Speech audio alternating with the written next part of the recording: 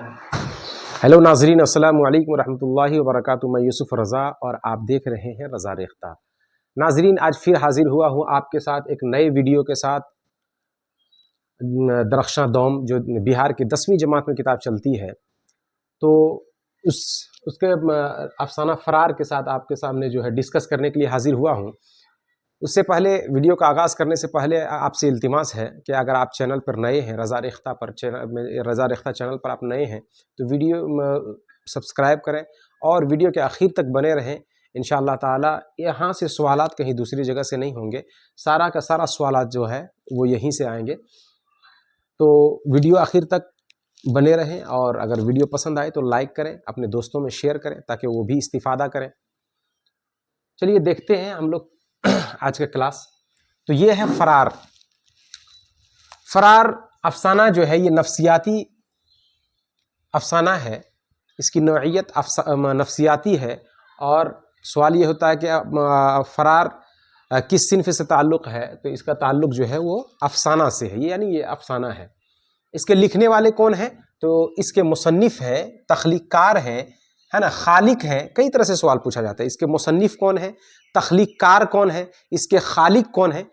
تو سب کا جواب ایک ہی ہے، سید محمد محسن۔ سید محمد محسن یہ ان کے فرار کا لکھنے والے ہیں، افسانہ فرار۔ ان کا والد کا نام پوچھا جاتا ہے، سید محمد رشید۔ ان کے والد کا کیا نام ہے؟ سید محمد رشید۔ اس کے بعد ان کی پیدائش کے بارے میں چرچا کرتے ہیں۔ ان کی پیدائش کے بارے میں پوچھا جاتا ہے کہ ان کی پیدائش کب اور کہاں ہوئی، کبھی کہاں پوچھ دیا جاتا ہے، کبھی کب پوچھ دیا جاتا ہے۔ تو ان کی پیدائش جو ہے 10 جولائی 1910 عیسوی میں۔ کہاں پہ؟ تو پٹنہ میں ان کی پیدائش ہوئی ہے، سید محمد محسن کی۔ اور سوال یوں ہی آتا ہے کہ سید محمد محسن کا تعلق کس ریاست سے تھا؟ تو آپ یاد رکھیں گے یہ ریاست بہار سے ان کا تعلق تھا، بہار سے، چونکہ پٹنہ جو ہے وہ بہار کی راجدھانی ہے، اس لیے پٹنہ میں ان کی پیدائش ہوئی۔ اس کے بعد سوال یہ ہوتا ہے کہ میٹرک انہوں نے کس اسکول سے پاس کیا ہے نا، یہ سوال بہت پوچھا جاتا ہے۔ تو 1926 میں انہوں نے میٹرک پاس کیا۔ کہاں سے؟ تو Ram Mohan Roy seminary school, Ram Mohan Roy seminary school سے انہوں نے میٹرک کا امتحان پاس کیا۔ کب کیا؟ تو 1926 عیسوی میں، سید محمد محسن۔ اس کے بعد پھر اعلیٰ تعلیم کے بارے میں بات کرتے ہیں۔ تو 1928 میں انہوں نے پٹنہ کالج سے آئی اے کا امتحان دیا۔ 1928 میں انہوں نے پٹنہ کالج سے آئی اے کا امتحان دیا۔ اس کے بعد 1931 میں انہوں نے بی اے کیا، پٹنہ کالج ہی سے کیا۔ اس کے بعد اس کا جو ہے نا گریجویشن کا کچھ آنرس ہوتا ہے، مطلب مین پیپر ہوتا ہے۔ تو کس سبجیکٹ میں، کس موضوع میں انہوں نے آنرس کیا؟ تو ان کا جو ہے یہ آنرس جو ہے وہ نفسیات ان کا آنرس تھا۔ اس کے بعد ہم لوگ چلتے ہیں کہ پھر 1934 عیسوی میں پٹنہ یونیورسٹی میں، یہاں تو پٹنہ کالج تھا لیکن پٹنہ، چونکہ گریجویشن جو ہے وہ جو ماسٹر ڈگری ہے یا پھر گریجویشن جو ہے یہ یونیورسٹی سے ہوا کرتا ہے نا۔ تو 1934 عیسوی میں پٹنہ یونیورسٹی سے انہوں نے ایم اے کا امتحان دیا اور فرسٹ ڈویژن سے پاس کیا ہے نا، فرسٹ کلاس سے پاس کیا اور گولڈ میڈل بھی حاصل کی ہے نا۔ سید محمد محسن نے پٹنہ یونیورسٹی سے 1934 میں ایم اے کا امتحان فرسٹ کلاس سے یعنی فرسٹ ڈویژن سے پاس کیا، اور اس کے بعد ساتھ ہی میں گولڈ میڈل حاصل کی، بہت بڑی بات تھی۔ پھر جو ہے ان کی ملازمت کے بارے میں ہم لوگ بات کرتے ہیں۔ تو ملازمت کی جب بات کرتے ہیں تو 1948 میں انہوں نے پٹنہ یونیورسٹی میں، کہاں پہ؟ تو پٹنہ یونیورسٹی میں شعبہ نفسیات میں لیکچرر ہوئے، یعنی 1948 میں پٹنہ یونیورسٹی میں یہ شعبہ نفسیات میں، چونکہ یہ نفسیات کے پروفیسر تھے سید محمد محسن۔ یہ سوال بہت پوچھا جاتا ہے کہ سید محمد محسن کا تعلق، ان کا موضوع کیا تھا، کس چیز کے پروفیسر تھے؟ تو نفسیات کے۔ نفسیات میں جو ہے لیکچرر مقرر ہوئے پٹنہ یونیورسٹی میں، یہ مستقل طور پر، مطلب پرماننٹ۔ اس سے پہلے جو ہے غالباً 1938 है, 1938 में जो है फलसफा में जो है आर्जी तौर पर, मतलब टेम्प्रोरी तौर पर जो है उन्होंने पटना यूनिवर्सिटी में मुलाजिमत की, है ना, वो टेम्प्रोरी था। लेकिन 1948 में जो है वो परमानेंट तौर पर जो है शोबे नफ्सियात में लेक्चरर हुए, ये मुस्तकिल तौर पर। उसके बाद फिर आगे बात करते हैं 1953 ईस्वी में। कब? 1953 ईस्वी में शोबे नफ्सियात, याद रखिएगा ये चीज, है ना, शोबे नफ्सियात में सदर शोबे नफ्सियात मुकर्रर हुए।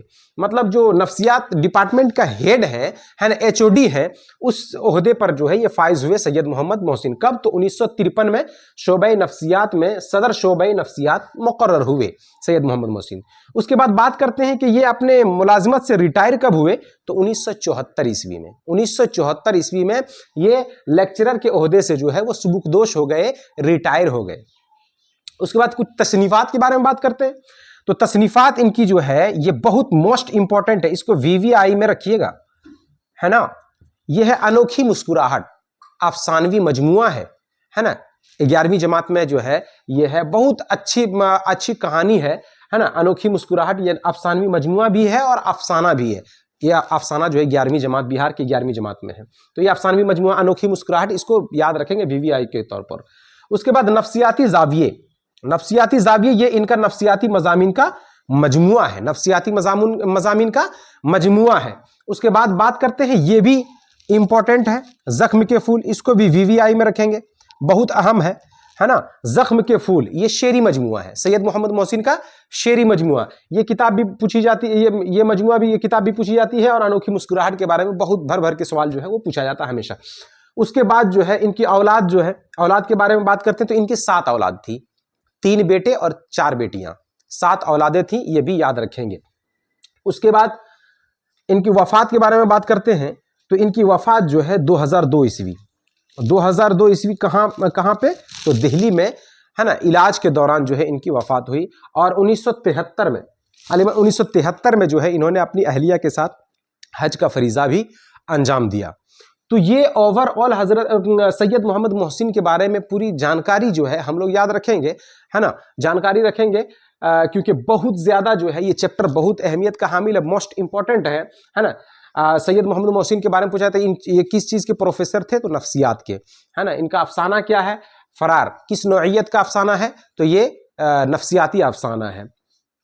और ये तमाम चीजें जो है वो आप याद रखेंगे। अब हम लोग चैप्टर को देखते हैं, यानी फरार, अफसाना फरार को देखते हैं। उससे पहले हम लोग थोड़ा सा उसका मुख्तसर में जो है समझ लेते हैं। अफसाना फरार जो है, चूंकि एक नफ्सियाती अफसाना है, साइकोलॉजिकल जो है अफसाना है, इसमें जो है बताया गया है कि इसमें एक शख्स होता है, एक लड़का होता है महमूद, है ना। तो उसकी वो क्या देखता है कि अभी वो बच्चा ही रहता है, होमवर्क करता रहता है, वो जो है देखता है कि उसकी माँ जो है करख्त आवाज़ में, मतलब बुलंद आवाज़ में कहता है कि कहाँ गए तुम्हारे अब्बा, है ना, उसको बुलाओ, है ना। और जो है बुलाने के और उसके ऊपर जो है बरसने लगती है कि तुम ऐसे हो वैसे हो फलाना, बहुत तरह की बातें जो है मतलब अपने अंदाज में जो ये है वो बोलती है कि तुम झूठ मूठ के, जबकि कोई बात नहीं होती है। उसके शौहर कहते हैं कि आखिर बताओ भी तो क्या बात है। तो उसकी बीवी कहती है आप तो ऐसे भोले बन रहे हैं, लग रहा कुछ जानते ही नहीं है। मतलब कुल मिला जुला कर अपनी असलियत जो है, जो मतलब नाक़िसातुल अक़ल, बहरहाल जो बातें होती है, तो जो दूसरी मतलब अपने शौहर पर जो है वो गलतियां थोपने लगती है और कहती है कि तुम ऐसे हो वैसे हो। तो हमेशा का जो है ये मामूल रहता है कि उसकी माँ जो है उसके वालिद पर जो है, उनके बाप पर जो है हमेशा बरसती रहती है। तो ये महमूद को जो है ये देख देख कर उसे जो है लगने लगा था कि कहीं ऐसा ना हो कि हम भी शादी करेंगे और मेरे साथ भी ऐसा ही होगा, है ना। चूँकि ये नफ्सियात पर मुश्तमिल है ये अफसाना। वो सोचती है कि अगर मैं भी शादी करूंगा तो ऐसे ही जो है मेरे साथ भी होगा, मेरी बीवी जो है मेरे साथ ऐसे ही करेगी। तो उसके बाद जो है उसके दिल में जो है एक औरत नाम से जो है नफ़रत पैदा हो जाती है। और पढ़ाई मुकम्मल करने के बाद जब उनके वालिद का इंतकाल हो जाता है, पढ़ाई ऊंची तालीम हासिल करने के बाद जब उसके बहुत जगह से रिश्ते आते हैं, तो वो जो है इसी अपनी माँ के जो हुलिया जो है उसके दिमाग में आ जाता है और वो जो है इनकार कर देते हैं।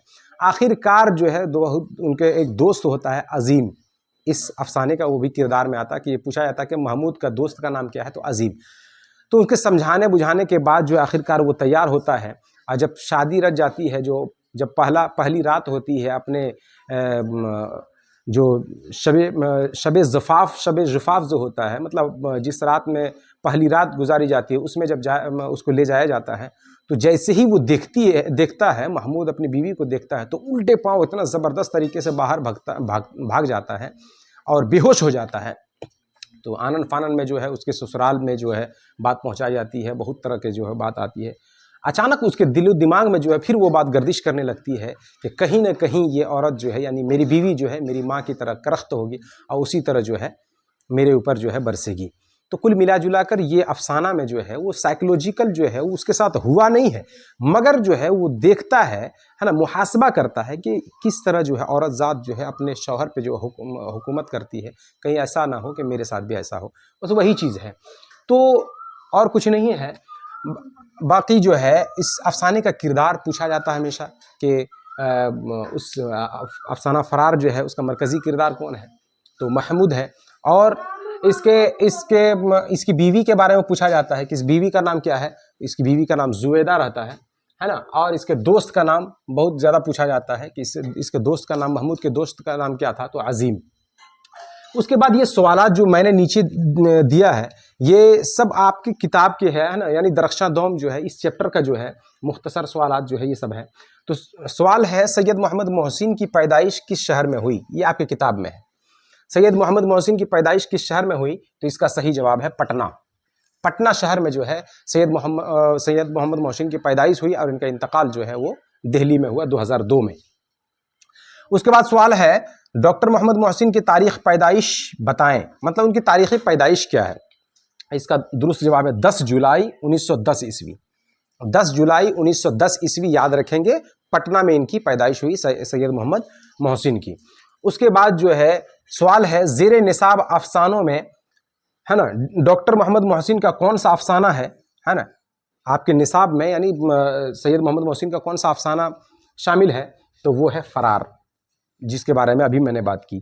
فرار، چونکہ محمود جو ہے بھاگ جاتا ہے، عورت کے نام سن کے بھاگ جاتا ہے، اس لیے اس کا نام بھی فرار ہوا ہے نا. اس کے بعد سوال ہے ڈاکٹر محمد محسن کے والد کا نام پوچھا جاتا ہے. والد کا نام کیا تھا، تو ان کے والد کا نام تھا سید محمد رشید. سید محمد رشید.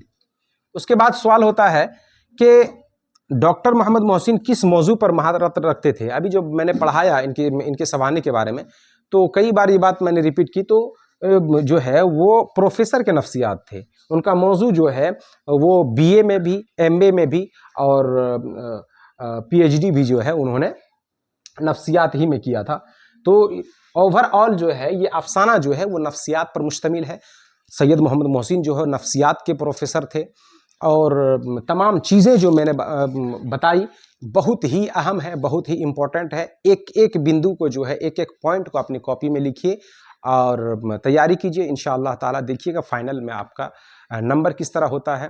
بس، اور آخر تک آپ نے جو دیکھا، محاسبہ کیا، اگر آپ کو ویڈیو پسند آیا ہو تو اپنے دوستوں میں شیئر کریں، لائک کریں، اور کمنٹ کرنا نہ بھولیں. کمنٹ کریں گے تو اس سے ہم کو پتہ چلے گا کہ کون سا مطلب شبہ یا کون سی مطلب ڈاؤٹ ہے آپ کے دل میں، وہ ہم جو ہے اس کا سولوشن دیں گے انشاءاللہ تعالی.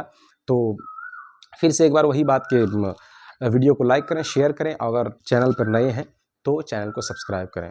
شکریہ. السلام علیکم ورحمۃ اللہ وبرکاتہ.